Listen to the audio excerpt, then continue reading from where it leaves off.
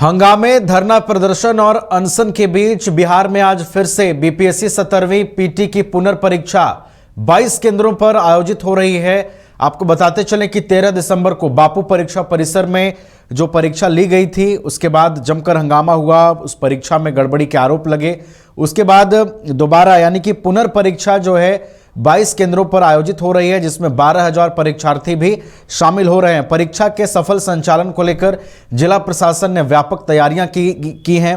परीक्षा केंद्रों के बाहर निषेधाज्ञा लागू है और कड़े सुरक्षा के बंदोबस्त किए गए हैं, ताकि जो आंदोलन बीते दिनों दिखा और जिसकी संभावना भी है, वो आंदोलन बाधा ना बन सके और कोई भी असामाजिक तत्व परीक्षा में व्यवधान उत्पन्न ना कर सके, इसका विशेष ख्याल रखा गया है। हमारे साथ पटना से हमारे सहयोगी विवेक हैं, लाइव जुड़े हुए, उनका सीधा रुख करेंगे। विवेक, पुनर्परीक्षा आज आयोजित हो रही है, देखिए 22 केंद्रों पर 12,000 परीक्षार्थी भी शामिल हो रहे हैं। विवेक, कैसी तैयारियां दिख रही हैं इस बार परीक्षा के सफल संचालन को लेकर? कितना सजग नजर आ रहा है आयोग? जी बिल्कुल नवीन, हंगामे के बीच जो परीक्षा फिर से आयोजन किया जा रहा है, जो 12,000 अभ्यर्थियों की जो परीक्षा कैंसिल किया गया था, उनकी आज परीक्षा हो रही है 22 केंद्रों पर। 2200 केंद्रों पर जो कड़ी सुरक्षा व्यवस्था की गई है और जिला प्रशासन की ओर से धारा 163 लागू की गई है कि आप सेंटर से 200 मीटर की दूरी पर रहें, चाहे वो उनके जो परीक्षा देने के लिए आ रहे हैं उन अभ्यर्थी के परिजन हो, वो 200 मीटर दूरी पर रहे। और ऐसे में लेकर तमाम जगह जो 22 सेंटर जो पटना में बनाई गई है, कमला नेहरू हो, एन कॉलेज हो, और ऐसे जो तमाम जो कॉलेज हैं, तमाम कॉलेजों में सेंटर दी गई है।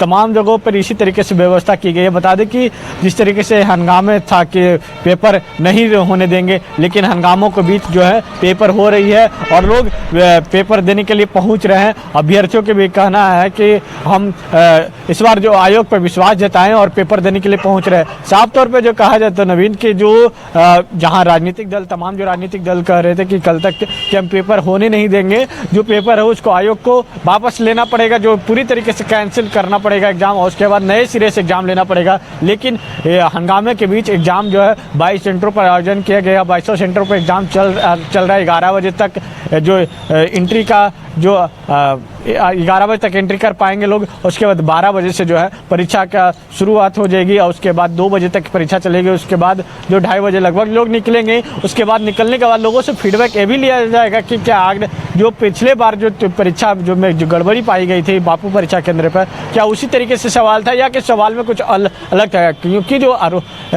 जिस तरीके से बीपीएससी अभ्यर्थी जो गर्दनी बाग में धरना पर बैठे हुए थे, उन लोगों का कहना था कि जो क्वेश्चन इतने आसान था कि वो क्वेश्चन कहीं 10th और 12th के बोर्ड के एग्जाम में नहीं पूछा जाता था, जिस तरीके से पूछा गया था क्वेश्चन।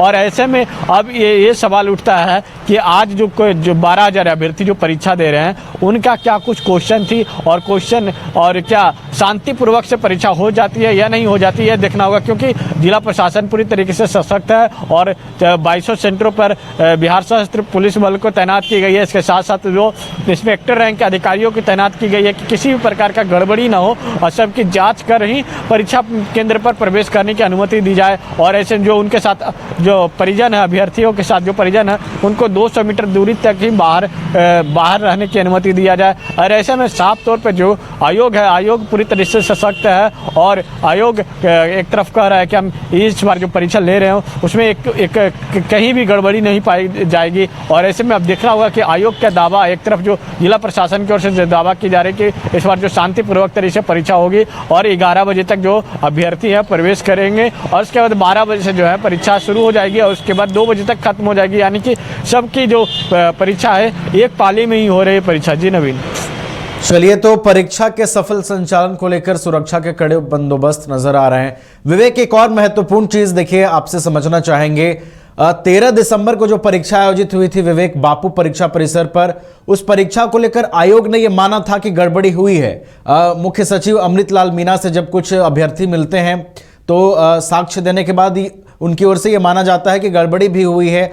और देखिए, अब परीक्षा भी आयोजित हो रही है उस गड़बड़ी को देखते हुए, लेकिन ये पूरे राज्य के अभ्यर्थियों के लिए जो है एक अलग मैसेज जा रहा है। और देखिए, जिसको लेकर आंदोलन भी हो रहा है कि एक और आप 12,000 परीक्षार्थियों के लिए परीक्षा का आयोजन करवा रहे हैं, ये बात मानते हुए कि गड़बड़ी हुई है, वहीं पूरी बीपीएससी रद्द करने की जब मांग की जा रही है, जब साक्ष्यों को दिखाया जा रहा है, तो उस पर आपका स्टैंड क्लियर है। ये तो फिर और एक ऐसा रूप हो गया ना विवेक, कि ये अभ्यर्थियों को कह सकते हैं आंदोलनरत और अब होना पड़ेगा, जिस तरीके से अब ये चीजें हो रही हैं, जिस तरीके से दोबारा परीक्षा ली जा रही है सिर्फ 22 केंद्रों पर।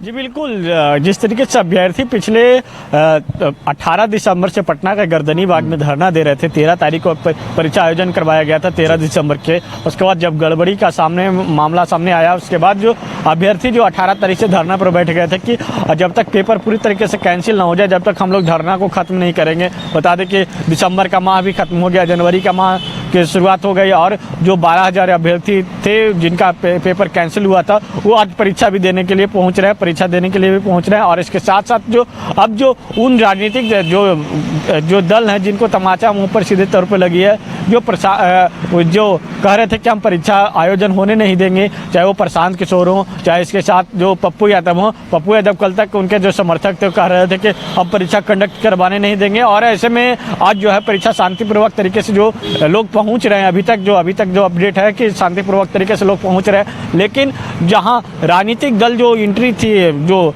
राजनीतिक दलों का जो एंट्री थी, अब वो कहीं ना कहीं पूरी तरीके से फेलवर दिखते नजर आ रही है, चाहे वो पप्पू यादव हो, चाहे प्रशांत किशोर हो। तेजस्वी यादव तो पहले ही दरकिनार हो गए थे जब एक दिन वो अभ्यर्थियों के बीच में पहुंचे थे तेजस्वी यादव। उसके बाद तेजस्वी यादव सिर्फ ट्विटर के जरिए और सोशल मीडिया के जरिए ही अभ्यर्थियों को समर्थन दे रहे थे। लेकिन जो पप्पू यादव अभ्यर्थियों के बीच में जाकर बैठकर समर्थन दे रहे थे और कह रहे थे कि हम उच्च न्यायालय तक के दरवाजा खटाएंगे, और इसके साथ अगर यहाँ नहीं होती है तो हम सुप्रीम कोर्ट तक जाएंगे। ऐसे में अब जो पप्पू यादव को कहा जाए तो गहरी तमाचा लगी है। इसके साथ साथ जो प्रशांत किशोर हैं, जो अभी तक जो गांधी मैदान में गांधी मूर्ति के नीचे आमरण अनशन पर बैठे हुए हैं, और इसको लेकर भी जो प्रशांत किशोर कह रहे हैं कि जब तक आयोग हमारी बात नहीं सुनती है तब तक हम लोग इसी तरीके से बैठे रहेंगे। लेकिन प्रशांत किशोर को लेकर एक और जो तस्वीर सामने आ रही है, प्रशांत किशोर जो लग्जरी गाड़ी से वहाँ पहुँच रहे हैं, उसको लेकर सवाल विपक्ष उठा रहा है, साथ ही साथ सत्ता पक्ष उठा रहे हैं सवाल कि अगर भी छात्रों की राजनीति कर रहे हैं तो छात्रों के बीच में उतनी करोड़ों की रकम की गाड़ी लेकर कहाँ से पहुँचे, और कहाँ वो जो आम जनता के जो सुविधाओं की जो हो उस तरीके से न देखकर वो अपने वाहवाही लूटने के लिए और अभ्यर्थियों को परेशान कर रहे हैं। तो ऐसे में कहीं ना कहीं अब जो कहा जाए तो दोनों नेताओं जो ये बीपीएससी आंदोलन में दोनों नेताओं का जो इन्वॉल्व था, दोनों नेताओं लगातार छात्रों के बीच को लेकर कभी बीपीएससी कार्यालय का प्रशांत किशोर के अनशन को लेकर एक अपडेट लेना चाहेंगे विवेक। आपने प्रशांत किशोर का भी जिक्र किया, उनका आमरण अनशन जो है वो लगातार जारी है। विवेक देखिए, जिला प्रशासन ने प्रशांत किशोर से अपील की थी कि वो प्रतिबंधित क्षेत्र है, बिना किसी अनुमति के वहां पर किसी को भी अनशन की इजाजत नहीं है, उनसे लगातार अपील की गई। लेकिन अब प्रशांत किशोर के स्टैंड को देखते हुए विवेक ये लग रहा है कि उन्होंने तमाम अपील को दरकिनार कर दिया है और आज भी उनका प्रदर्शन जारी है। क्या अपडेट है? जी बिल्कुल नवीन, पिछले 2 दिनों से वो आमरण अनशन पर बैठे हुए हैं। लेकिन जो आमरण अनशन पहले दिन जब शाम देर में बैठे तो उस समय उनके पास जो गाड़ियां वहाँ पे नहीं थी, उसकी गाड़ियां नहीं थी, और दूसरे दिन जब लग्जरी गाड़ी पहुँचती उसके बाद जो आमरण अनशन को एक राजनीतिक अनशन बताया जा रहा है। जो विपक्ष के नेताओं के द्वारा जो आरोप लगाया जा रहा है, सत्ता पक्ष के नेताओं के, ये अपना आमरण अनशन नहीं, मतलब कि जो है अपना वीआईपी ट्रीटमेंट ले रहे हैं, वीआईपी जो कहा जाए। तो ऐसे में लेकर प्रशांत किशोर के जो समर्थकों का, प्रशांत किशोर का कहना है कि भाई गांधी मैदान में तो एक वॉशरूम तक व्यवस्था नहीं है, तो हम अपने हम वॉशरूम के लिए कहाँ जाएंगे, इसलिए इस तरीके से व्यवस्था की गई है। तो कहीं ना कहीं आमरण अनशन पर जो बैठे हुए हैं 2 दिनों से, अब उनकी आमरण अनशन सफल होते तो दिख नहीं रही है, क्योंकि लगातार वो विपक्ष कह रहे थे कि पेपर रद्द हो, हमारी एक ही मांग है पेपर रद्द हो, फिर नए सिरे से एग्जाम लिया जाए और पेपर जो है उसको सीबीआई के हाथ से जांच करवाया जाए। तो ऐसे में अब जो है प्रशांत किशोर का जो कहीं तो गहरी तमाचा लगी है, और प्रशांत किशोर पूरी तरीके से फेलवर दिखते नजर आ रहे हैं, चाहे प्रशांत किशोर हो चाहे पप्पू यादव हो, पूरी तरीके से फेलवर दिखते नजर आ रहे हैं। कल बिहार बंद बुलाया गया था, लेकिन कल बिहार बंद के दौरान भी देखे तो पप्पू यादव सचिवालय हॉल्ट पे जाम करते हैं और उसके बाद जैसे ही वो इनकम टैक्स की ओर मूव करते हैं, इनकम टैक्स से पहले ही वो अपने गाड़ी में बैठकर अपने आवास के लिए रवाना हो जाते हैं। कहते हैं कि जिला प्रशासन ने हमें रोक दी, इसलिए हम आगे नहीं जा सकते हैं। यानी कि कल तक जो पप्पू यादव के पीछे जो समर्थन था कि पप्पू यादव के पीछे जो अभ्यर्थियों के समर्थक थे, तो अकल नहीं दिख रही थी। इस वजह से पप्पू यादव सीधे तौर पे जो आंदोलन से दरकिनार हो गए। और जहां प्रशांत किशोर अभी आमरण अनशन पर बैठे हुए हैं, जो प्रशांत किशोर के पीछे भी अभ्यर्थियों की समर्थक नहीं देखने को मिल रहा, बल्कि उनके पार्टी के जो कार्यकर्ता हैं वो उनके कार्यकर्ता पीछे दिख रहे हैं। कुछ अभ्यर्थी हो सकते हैं कि कुछ अभ्यर्थी 10-15 अभ्यर्थी हो सकते हैं, लेकिन उतनी अभ्यर्थियों की संख्या नहीं दिख रही है जितनी अभ्यर्थियों की संख्या पिछले